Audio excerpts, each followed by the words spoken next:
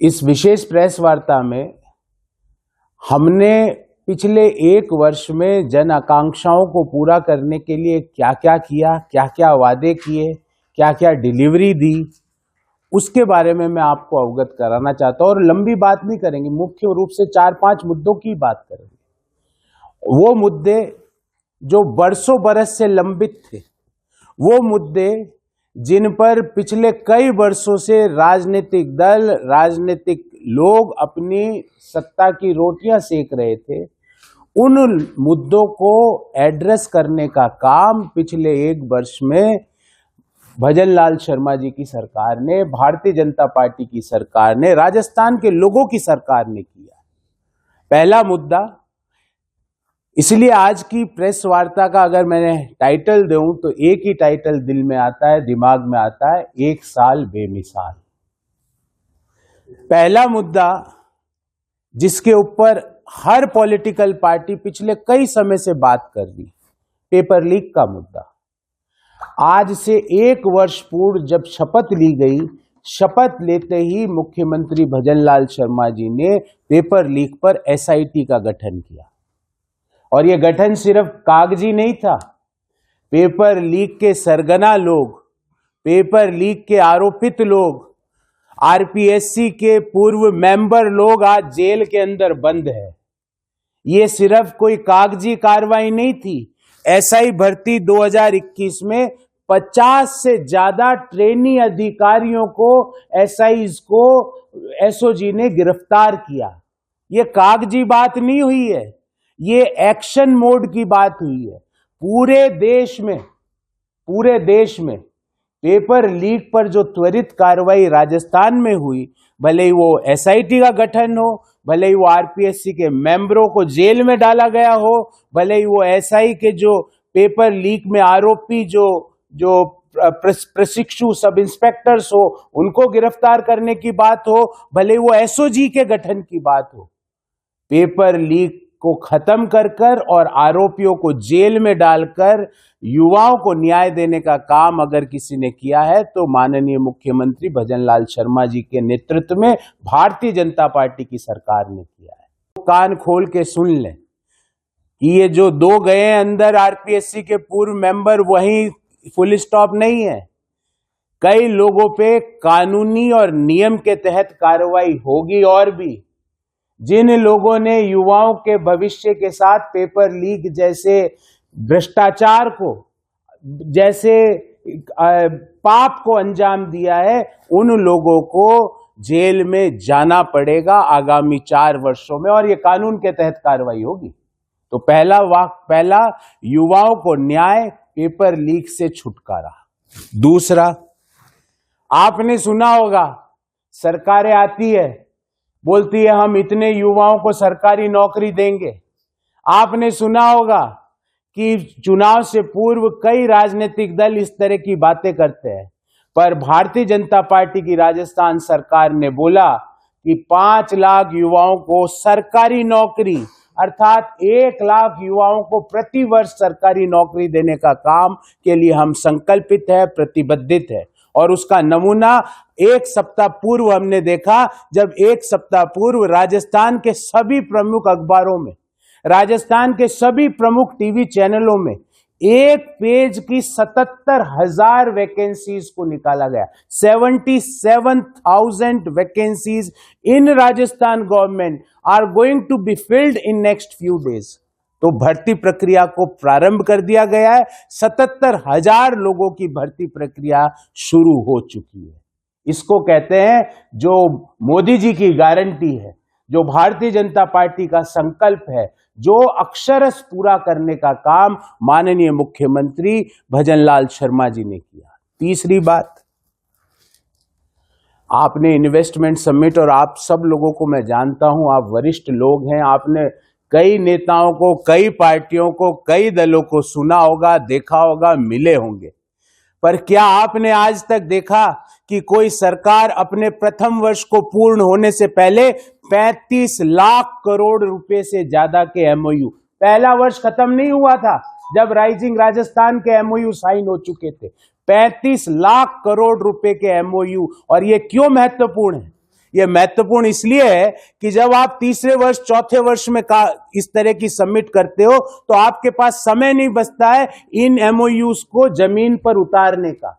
अब राजस्थान ने एक मिसाल कायम करी है कि अपने पहले वर्ष के कार्यकाल में राइजिंग राजस्थान के तहत इन्वेस्टमेंट समिट के तहत जो अभी चंद सप्ताह भर पहले जो संपन्न हुई उसमें 35 लाख करोड़, और ये ऑल टाइम रिकॉर्ड है अक्रॉस ऑल स्टेट्स, ये ऑल टाइम रिकॉर्ड है।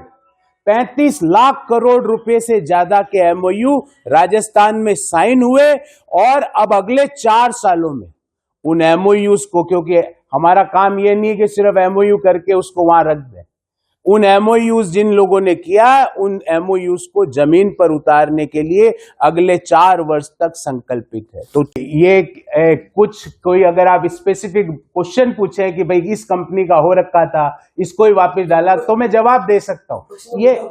ये मैंने कहा ना, आप बताएं, वो आप बताएं कि कौन सी कंपनी का एमओयू पहले हुआ था, और एक मिनट सर, और उसने उस कंपनी ने उसी प्रोजेक्ट का एमओयू किया है। तो इसका मतलब क्या है, जो ये आरोप लगा रहे हैं, इसका मतलब क्या है कि आपकी सरकार में एमओयू किया, आपने उनको ट्रैक ही नहीं किया, आपने उनको फॉलो ही नहीं किया, तो एग्जीक्यूशन हुआ ही नहीं, इसलिए वो आज वापिस एमओयू हो रहा है। तो ये जो सवाल, जो आरोप लगा रहे हैं, ये इनको पता नहीं है कि अपने ऊपर ही सवाल चिन्ह खड़ा कर रहे हैं कि भाई एमओयू पहले हुआ वापिस हो रहा है, इसका मतलब एग्जीक्यूशन नहीं हुआ। तो क्यों नहीं हुआ? Who is responsible for this? आपने परिवारवाद की बात की, सीटें आधे लोग और ये अंतिम मुद्दा, क्योंकि मैं संक्षिप्त में मेन इश्यूज पे बात करने आया आपके सामने। ईआरसीपी, जिसके ऊपर पिछले 2 वर्षों से 3 वर्षों से राजस्थान में राजनीति हो रही है, पर मुख्यमंत्री भजनलाल शर्मा जी ने सरकार संभालते ही सबसे पहला अगर कुछ काम किया है तो ईआरसीपी को राष्ट्रीय मुद्दा, राष्ट्रीय परियोजना बनाई है, नेशनल योजना। ERCP is not the regional thing, राष्ट्रीय योजना का उसका वर्गीकरण किया गया।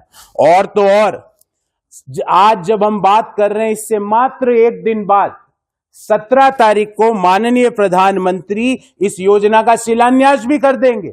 इस पे सिर्फ राजनीति नहीं करनी है, ईआरसीपी में ये हो गया, ईआरसीपी में वो हो गया। ईस्टर्न राजस्थान कैनाल प्रोजेक्ट जो ईआरसीपी का प्रोजेक्ट था, उस पे मुख्यमंत्री के प्रयासों से इसे राष्ट्रीय परियोजना का दर्जा मिला। इसका 2 दिन बाद प्रधानमंत्री जी इस परियोजना का, और ये गेम चेंजर योजना है राजस्थान की अर्थव्यवस्था के लिए भी, राजस्थान के किसानों के लिए भी, राजस्थान में लोगों की प्रति व्यक्ति आय को इंप्रूव करने के लिए भी ये बहुत महत्वपूर्ण योजना है। इसको राष्ट्रीय परियोजना का दर्जा दिलाकर इसको जमीन पर उतारने का काम अगर किया है तो भारतीय जनता पार्टी की भजनलाल शर्मा जी की सरकार ने किया। और आपको याद होगा, जब भारतीय जनता पार्टी की सरकार यहां पर नहीं थी, कांग्रेस की सरकार थी, तब मध्य प्रदेश सरकार ने सुप्रीम कोर्ट में राजस्थान सरकार के खिलाफ ईआरसीपी में एक केस कर रखा था। उस केस को मध्य प्रदेश सरकार ने वापस लिया और जो ईआरसीपी है, जिसको हम कहते हैं PKC ERCP river interlinking project, उस पर एमओयू हो चुका है। डीपीआर केंद्र सरकार उस योजना की ईआरसीपी की बना रही है, और पार्वती, काली सिंध और चंबल और ईआरसीपी की जो इंटरलिंकिंग की योजना है, उस योजना के तहत मध्य प्रदेश सरकार और राजस्थान सरकार में एमओयू हो चुका है। ये योजना, इस योजना पे अब कोई राजनीति आगे नहीं कर पाएगा, क्योंकि इस योजना को जमीन पर उतारने का काम भजनलाल शर्मा जी की भारतीय जनता पार्टी सरकार ने किया है। और रिकॉर्ड 35 लाख करोड़ रुपए से ज्यादा, 35 ट्रिलियन रुपीस से ज्यादा के एमओयू साइन हुए। और ये एमओयू सिर्फ कागज के पन्ने मात्र नहीं है, क्योंकि पहले साल में जब एमओयू होते हैं तो सरकार को 4 साल मिलते हैं इनको जमीन पर उतारने के। चौथी बात, प्रधानमंत्री जी ने कल संसद में अपनी बात रखी, आप सबने सुनी होगी। उसमें एक मुख्य मुद्दा था कि प्रधानमंत्री जी की इच्छा है, संकल्प है कि 1 लाख युवाओं को भारत की राजनीति में, नए युवाओं को, जो अपने पिताजी के नाम के कारण नहीं, अपने चाचा के नाम के कारण नहीं, अपने दादा के नाम के कारण नहीं, अपनी मम्मी के नाम के कारण नहीं, अपने परिवार के सरनेम के कारण नहीं, अपनी योग्यता के कारण 1 लाख युवा भारत की राजनीति में प्रधानमंत्री जी ने संकल्प लिया है कि वो लाना चाहते हैं। और मुख्यमंत्री भजनलाल शर्मा जी ने जो उपचुनाव के नतीजे आए उसमें परिवारवाद को समूल नष्ट कर दिया। 7 में से 5 विधानसभा चुनावों में भारतीय जनता पार्टी की जीत हुई, और ये छोटी जीत नहीं है। इन पिछला जब 2023 में जब राजस्थान विधानसभा के आम चुनाव थे तो उन 7 में से मात्र 1 सीट भाजपा के पास थी।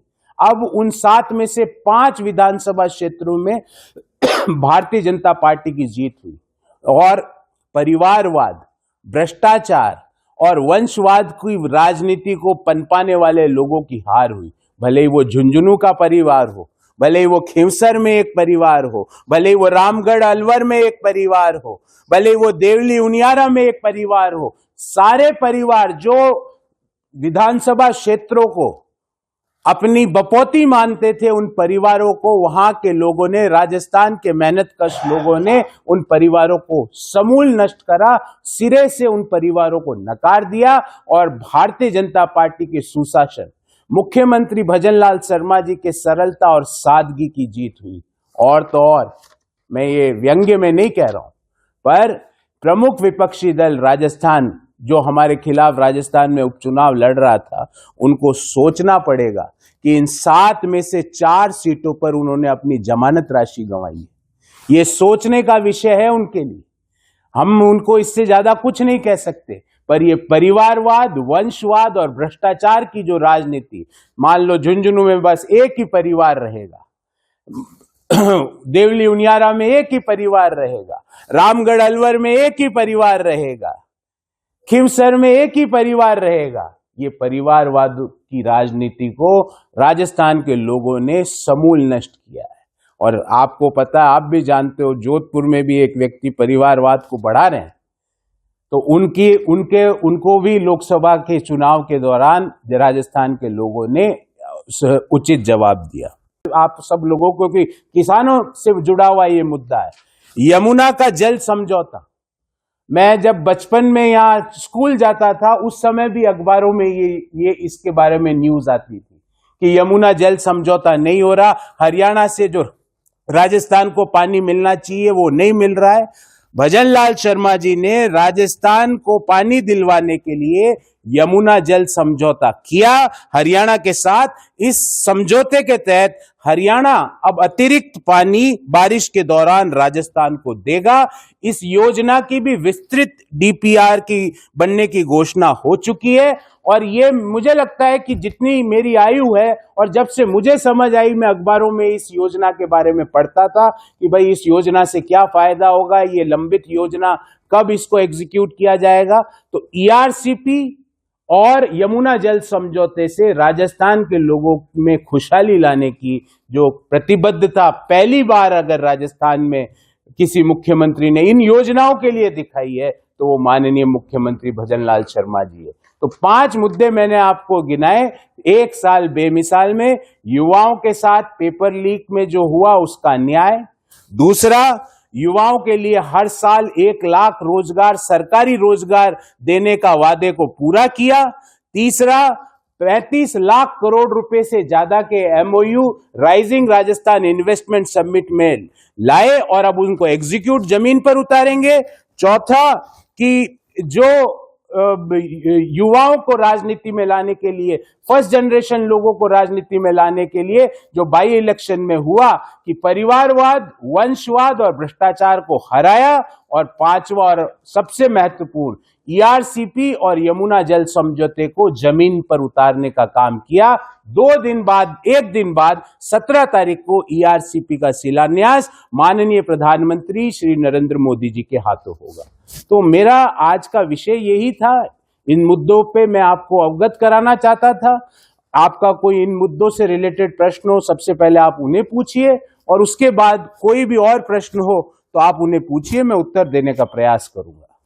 एक प्रणाली के बारे में मेरे को कोई मैं पूछ रहा हूँ जो न्याय किसमें चलता है, दस्तावेज में चलता है। बिल्कुल बिल्कुल अगर मैं अगर सरकार को से पैरवी कर रहा हूँ, देखिए एसओजी की तरफ से अगर मेरे पास अगर वो नहीं है प्रूफ, तो मुझे सारे लोग देखिए आपके पास एक एक पॉइंट होता है, आपको लगता है ये पॉइंट महत्वपूर्ण है, ये पॉइंट बहुत इंपॉर्टेंट है, पर न्यायिक प्रणाली को, जज को वही पॉइंट उतना ही महत्वपूर्ण लगे ये आवश्यक नहीं।